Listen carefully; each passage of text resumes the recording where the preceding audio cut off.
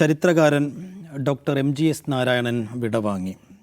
മലയാളത്തിൻ്റെ ഗവേഷണ മേഖലയ്ക്ക് നിസ്തുലമായ സംഭാവനകൾ നൽകിയ ഒരു അതുല്യ പ്രതിഭയാണ് വിടവാങ്ങുന്നത്. ഡോക്ടർ MGS നാരായണൻ എക്കാലവും മലയാളം ഓർക്കും എന്നുള്ള കാര്യത്തിൽ ഒരു തർക്കവുമില്ല. ഒരു ചരിത്രകാരൻ, ഒരു ഗവേഷകൻ എന്നതിനൊപ്പം കേരളത്തിൻ്റെ രാഷ്ട്രീയ ചലനങ്ങൾക്കൊപ്പം എന്നും സഞ്ചരിച്ചൊരു വ്യക്തിത്വം കൂടിയായിരുന്നു. ഒരു ഘട്ടത്തിൽ കമ്മ്യൂണിസത്തിനൊപ്പം സഞ്ചരിക്കുകയും പിന്നീട് കമ്മ്യൂണിസ്റ്റ് പാർട്ടിയോട് കലഹിക്കുകയും കോൺഗ്രസിനൊപ്പം നിൽക്കുകയും പിന്നീട് കോൺഗ്രസിനൊപ്പം കലഹിക്കുകയും BJPക്കെതിരെ കലഹിക്കുകയും ഒക്കെ ചെയ്ത് കേരളത്തിൻ്റെ രാഷ്ട്രീയ സംഭവവികാസങ്ങൾക്കൊപ്പം സഞ്ചരിച്ച ഒരു വ്യക്തിയും കൂടിയാണ് MGS നാരായണൻ. അപ്പോൾ MGS വിടവാങ്ങുമ്പോൾ എങ്ങനെയൊക്കെ കേരളം MGSനെ ഓർക്കേണ്ടതുണ്ട് എന്നതുകൂടി സംസാരിക്കുകയാണ് അവസാനമായി നമ്മൾ. അജിംസ്, എങ്ങനെയാണ് MGSനെ കേരളം അടയാളപ്പെടുത്തേണ്ടത്? അല്ല, സേഫ് പറഞ്ഞതിൽ ഒരു കാര്യത്തിൽ എനിക്ക് യോജിപ്പുണ്ട്. അദ്ദേഹം ഒരു പാർട്ടിയോടൊപ്പം നിന്നിട്ടില്ല. അദ്ദേഹം CPM-നോടൊപ്പമോ BJPക്കൊപ്പമോ കോൺഗ്രസിനൊപ്പമോ നിന്നിട്ടില്ല. അദ്ദേഹത്തിന് ഇത്തരം നേതാക്കളൊക്കെ ആയിട്ട് ബന്ധമുണ്ടായിരുന്നു. അതിനെല്ലാം ഉപരി അദ്ദേഹം ഒരു ഹിസ്റ്റോറിയനായിരുന്നു, ഒരു ചരിത്രകാരനായിരുന്നു. അത് എടുത്തു പറയാനുള്ളൊരു കാരണം എന്താണെന്ന് വെച്ചാൽ, ഹിസ്റ്ററിയോളം രാഷ്ട്രീയമായി ദുരുപയോഗം ചെയ്യപ്പെടുന്ന മറ്റൊരു ശാസ്ത്രശാഖയും ഇല്ല എന്നുള്ളതുകൊണ്ടാണ് നമ്മളതിൻ്റെ അത് അനുഭവിച്ചുകൊണ്ടിരിക്കുന്ന ഒരു സമൂഹമാണ് നമ്മൾ ഇന്ത്യയിൽ. അപ്പോൾ കേരളത്തെ സംബന്ധിച്ച് ഇപ്പോൾ MGSൻ്റെ ഏറ്റവും വലിയ സംഭാവന എന്നാണ് കേരള ഹിസ്റ്ററിയാണ്, കേരള ചരിത്രത്തിനാണ്. കേരള ചരിത്രത്തിൻ്റെ ഒരു പ്രശ്നം, ഈ കേരള ചരിത്രം അങ്ങനെ അത്രമാത്രം എക്സ്പ്ലോർ ചെയ്യപ്പെടാത്തൊരു ചരിത്രമാണ് കേരളത്തിൻ്റേത്. അത്രമാത്രം ഇപ്പോൾ ഉദാഹരണം പറഞ്ഞാൽ ക്രിസ്തുവിന് മുമ്പുള്ള കാലഘട്ടത്തെക്കുറിച്ചുള്ള കേരളത്തിൻ്റെ ചരിത്ര പഠനം ഇപ്പോഴും ഒന്നും നടന്നിട്ടില്ല. ക്രിസ്തുവിന് മുമ്പ് കേരളം എങ്ങനെയായിരുന്നു, അവിടെയുള്ള മനുഷ്യവാസം എങ്ങനെയാണ്, അവിടുത്തെ സാമൂഹിക അവസ്ഥ എന്താണ്, അവിടുത്തെ രാഷ്ട്രീയ സമ്പ്രദായം എങ്ങനെയായിരുന്നു, ഇതിനെക്കുറിച്ചൊന്നും നമുക്ക് ഒരു അറിവുമില്ല. അതിനുശേഷമുള്ള ക്രിസ്തുവിന് ശേഷമുള്ള കാലത്തെക്കുറിച്ചാണ്. ഉദാഹരണത്തിന് അതേക്കുറിച്ചൊരു വെളിച്ചം വീശുന്ന എന്തെങ്കിലുമൊക്കെ വർക്ക് നടന്നിട്ടുള്ളത് ക്രിസ്തുവിന് ശേഷമുള്ളതാണ്. അവിടെ പോലും നമ്മുടെ ചരിത്രം, MGSന് മുമ്പുള്ള ചരിത്രം, MGSന് ശേഷമുള്ള ചരിത്രം എന്ന് നമ്മൾ പ്രത്യേകമായി പറയേണ്ടി വരും. കാരണം MGSന് മുമ്പുള്ള ചരിത്രം എന്ന് പറഞ്ഞാൽ മിത്തുകളുടെ അടിസ്ഥാനത്തിൽ ആയിരുന്നു നമ്മുടെ ഒരു ചരിത്ര പഠനം മുന്നോട്ട് പോയിക്കൊണ്ടിരിക്കുന്നത്. നമുക്കറിയാമല്ലോ, ഇപ്പോൾ കേരളോൽപ്പത്തി എന്ന് പറയുന്ന പുസ്തകം അതൊരു ചരിത്ര പുസ്തകം എന്ന് പറയാൻ കഴിയില്ല. എങ്കിൽ പോലും കേരളം എങ്ങനെ ഉണ്ടായെന്ന് ചോദിച്ചാൽ നമ്മൾ സ്കൂളിൽ പഠിപ്പിച്ചുകൊണ്ടിരുന്ന പരശുറാമൻ മഴ എറിഞ്ഞുണ്ടായി എന്നുള്ളതാണ്. അപ്പോൾ അതൊരു മിത്താണ്. ഈ മിത്തുകളെ തകർത്തുകൊണ്ട്, മിത്തുകളല്ല ചരിത്ര പഠനത്തിൻ്റെ അടിസ്ഥാനം, ചരിത്ര വസ്തുതകളും ശാസ്ത്രീയമായ സത്യങ്ങളുമാണ് എന്ന് തെളിയിച്ചവരാണ് MGS. അതിൻ്റെ കാരണം, ഇപ്പോൾ കേരളത്തിൽ നിലനിൽക്കുന്ന ഏറ്റവും വളരെ പ്രധാനപ്പെട്ട ഒരു മിത്താണ് ചേരമാൻ പെരുമാളിനെ കുറിച്ചുള്ള മിത്ത്. നമ്മൾ ചെറുപ്പത്തിൽ കേട്ടത്, നമ്മൾ വായിച്ചതൊക്കെ എന്താണ്, ചേരമാൻ പെരുമാൾ എന്ന് പറയുന്ന ഒരു രാജാവുണ്ടായിരുന്നു. ആ രാജാവ് മക്കത്ത് പോയി ഇസ്ലാം സ്വീകരിച്ചു, തിരിച്ചു വന്നു എന്നൊക്കെയാണ് നമ്മൾ കേട്ടിട്ടുള്ളത്, അല്ലേ? അത് സത്യമാണെന്ന് വിശ്വസിക്കുന്ന ഒരു തലമുറയുണ്ട്, ഇപ്പോഴും ഉണ്ട് ആളുകൾ. അപ്പോൾ പെരുമാക്കന്മാരെക്കുറിച്ചുള്ള പുസ്തകം, പെരുമാക്കന്മാരെക്കുറിച്ചുള്ള MGSൻ്റെ പുസ്തകം വരുന്നതോടെയാണ് ഈ മിത്തുകളൊക്കെ പൊളിയുന്നത്. ചേരമാൻ പെരുമാൾ എന്ന് പറയുന്ന ഒരു രാജാവല്ലെന്നും ആ രാജാക്കന്മാരുടെ ഒരു പദവിയുടെ പേരാണ് ചേരമാൻ പെരുമാളെന്നും അങ്ങനെ കുറേ പെരുമാക്കന്മാരുണ്ടായിരുന്നെന്നും അദ്ദേഹമാണ് തെളിയിക്കുന്നത്. അപ്പോൾ അദ്ദേഹം മക്കയിൽ പോയല്ലോ എന്നുള്ള അത്തരം മിത്തുകളെ അദ്ദേഹം തള്ളിക്കളയല്ല ചെയ്യുന്നത്. MGSൻ്റെ രീതി എന്ന് പറഞ്ഞാൽ മിത്തുകൾ യഥാർത്ഥത്തിൽ ചരിത്ര പഠനത്തിൽ വളരെ പ്രാധാന്യമുള്ളൊരു സെക്ഷനാണ്. അപ്പോൾ മിത്തുകൾ എന്ന് പറയുന്നത് എന്താണ്, വാമൊഴി വഴക്കത്തിലൂടെ, നാടൻ കഥകളിലൂടെ പ്രചരിച്ച കാര്യങ്ങളാണ്. ആ പ്രചരിച്ച കാര്യങ്ങൾ ചിലപ്പോൾ സത്യമായേക്കാം, പക്ഷേ അതിന് ശാസ്ത്രീയ തെളിവുകൾ കണ്ടെത്തുമ്പോൾ അത് ഹിസ്റ്ററി ആവുന്നുള്ളൂ എന്നുള്ളതാണ് MGSൻ്റെ വാദം. അപ്പോൾ ഈ ചേരമാൻ പെരുമാൾ മക്കത്ത് പോയ മതം മാറിയോ എന്നുള്ള കാര്യത്തിൽ ചരിത്രപരമായ തെളിവില്ല എന്ന് MGS പറയുന്നുള്ളൂ. അതിനെ തള്ളിക്കളയുന്നില്ല, അല്ലെങ്കിൽ മിത്തുകളെ തള്ളിക്കളയല്ല അദ്ദേഹം ചെയ്യുന്നത്. പകരം എന്താണ് ചെയ്യുന്നത്, അദ്ദേഹം വളരെ തീവ്രമായി ശാസ്ത്രീയമായ തെളിവുകൾ കണ്ടെത്താൻ വേണ്ടി ശ്രമിച്ചു. ആ രീതിയിൽ ചരിത്രത്തെ വായിച്ചെടുത്തു. അത്തരമൊരു ഹിസ്റ്റോറിയോഗ്രഫി കേരള പഠനത്തെക്കുറിച്ച്, കേരള ചരിത്ര പഠനത്തെക്കുറിച്ച് അദ്ദേഹം ഉണ്ടാക്കിയെടുത്തു എന്നുള്ളതാണ്. അതിന് അദ്ദേഹത്തെ സഹായിച്ചതെന്നാണ് അദ്ദേഹത്തിന് ഈ പ്രാചീന ഭാഷകളിൽ, ഉദാഹരണത്തിന് സംസ്കൃതം, പാലി പോലുള്ള ഭാഷകളിലുള്ള അവഗാഹം. അതുകൊണ്ട് അദ്ദേഹത്തിന് ഈ തെളിവുകൾ, ഇപ്പോൾ ഉദാഹരണത്തിന് പറഞ്ഞാൽ ഈ എപ്പിഗ്രഫി എന്ന് പറയുന്ന ഈ വട്ടെഴുത്ത്, കോലെഴുത്ത്, അതുപോലെ ശിലാലിഖിതങ്ങൾ, ശിലാശാസനങ്ങൾ, ഇതെല്ലാം നേരിട്ട് കണ്ട് അത് വായിച്ച് അതിൽ നിന്ന് അദ്ദേഹം തെളിവുകൾ ശേഖരിച്ചാണ് ഈ രചന നടത്തിയിട്ടുള്ളത് എന്നുള്ളത് കൊണ്ടാണ് ഈ നാടോടി കഥകളിൽ വിട്ടിട്ട് ശാസ്ത്രീയ സത്യങ്ങളിലൂടെ നമ്മുടെ ചരിത്രം കുറേ കൂടി എക്സ്പോസ് ചെയ്യപ്പെടുന്നത്. അതിന് മുമ്പ് ചരിത്രരചന നടന്നിട്ടില്ലെന്ന് വെച്ചാൽ അതിനു മുമ്പുള്ള ചരിത്രരചനകളെല്ലാം ഈ മിത്തുകളെ അടിസ്ഥാനമാക്കി അത് ശരിയാണോ എന്നുള്ള അന്വേഷണമായിരുന്നു. അതിന് പകരം അദ്ദേഹം എന്താണ് ചെയ്യുന്നത്, ഒരു തരം പാരഡൈം ഷിഫ്റ്റ് നടത്താണ് അദ്ദേഹം ചെയ്യുന്നത്. ഇപ്പോൾ ഇനിയുള്ള ചരിത്രം, അല്ലെങ്കിൽ MGS ഈ പെരുമാക്കന്മാരെക്കുറിച്ചുള്ള ഗ്രന്ഥം പുറത്തിറക്കിയതിന് ശേഷമുള്ള ചരിത്രരചന ആ വഴിയിലൂടെയാണ് പോകുന്നത്. അതുകൊണ്ട് അദ്ദേഹത്തെ എന്ത് ചെയ്യാം, ഒരു വഴികാട്ടി, ചരിത്ര പഠനങ്ങളിലൊരു വഴികാട്ടിയായി തീർച്ചയായിട്ടും ചിത്രീകരിക്കാൻ കഴിയും. മറ്റൊന്ന്, സേഫ് പറഞ്ഞു തുടങ്ങിയത് ഇപ്പോൾ അദ്ദേഹത്തിൻ്റെ രാഷ്ട്രീയ ചായ്വ്. അദ്ദേഹത്തിൻ്റെ ഏറ്റവും വലിയ സവിശേഷത തന്നെ അദ്ദേഹം ഒരു രാഷ്ട്രീയ ചായ്വും കാണിച്ചിട്ടില്ല എന്നുള്ളതാണ്. ചരിത്രത്തെ രാഷ്ട്രീയവൽക്കരിക്കുന്നതിനാണ്. അത് ആര് ചെയ്താലും, അതിപ്പോൾ മാർക്സിസ്റ്റ് ചരിത്രകാരന്മാർ ചെയ്താലും ഇപ്പോൾ സംഘപരിവാറിന് വേണ്ടി വേറെ ആരെങ്കിലും ചെയ്താലും കോൺഗ്രസ്സുകാർക്ക് വേണ്ടി വേറെ ആരെങ്കിലും ചെയ്താലും അതിനെതിരായിരുന്നു അദ്ദേഹം. അതായത് കൊളോണിയൽ ചരിത്രരചനാ ശാസ്ത്രം ഉണ്ടായിരുന്നു, ഒരു ചരിത്ര രചനാ രീതി ഇന്ത്യയിലുണ്ടായിരുന്നു.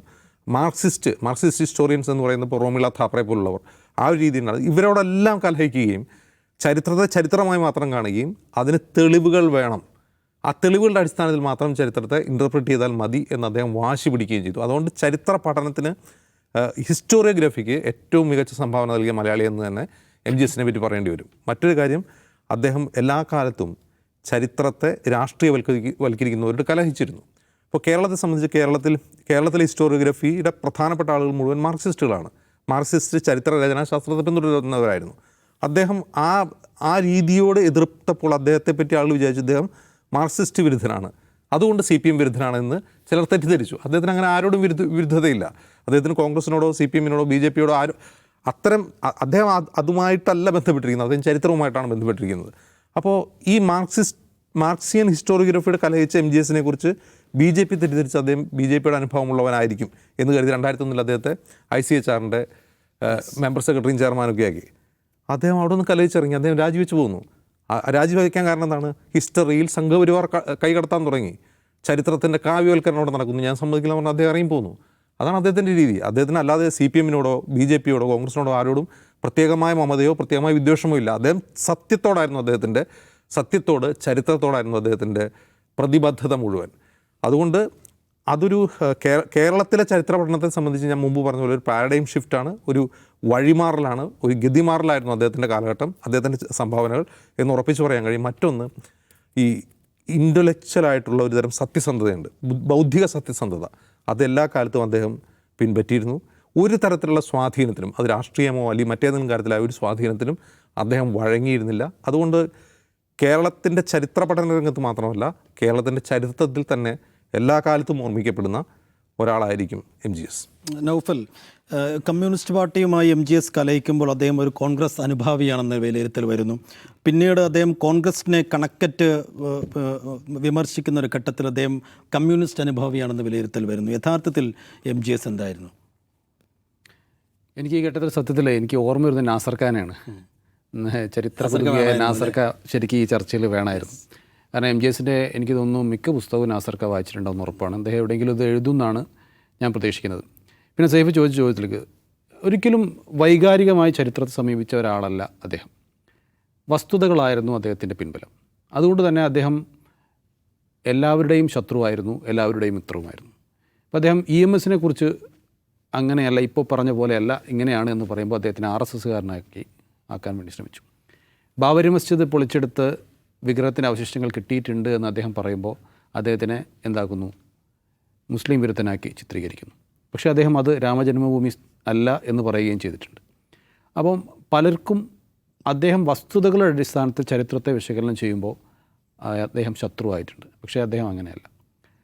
അദ്ദേഹം മനസ്സിലാക്കിയ ഏറ്റവും പ്രധാനപ്പെട്ട ഒരു കാര്യം, അദ്ദേഹം ഒരു ചരിത്രകാരൻ എന്നതിനോടൊപ്പം തന്നെ അദ്ദേഹം വർത്തമാനകാലത്തെക്കുറിച്ചും വലിയ ഗവേഷണം നടത്തിയിട്ടുണ്ടെന്നാണ്.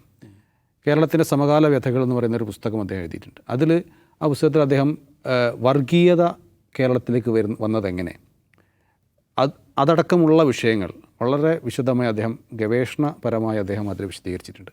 ചരിത്രത്തെ അവിടെ നിർത്തുകയും വർത്തമാനകാലത്തെ മറന്നുകൊണ്ടുമല്ല അദ്ദേഹം ജീവിച്ചത്, മറിച്ച് ചരിത്രത്തിൻ്റെ വസ്തുതകളും വർത്തമാനകാലത്തിലെ നിലവിലെ അവസ്ഥകളെക്കുറിച്ച് പറയാൻ അദ്ദേഹത്തിന് സാധിച്ചിട്ടുണ്ടെന്നുള്ളതാണ്.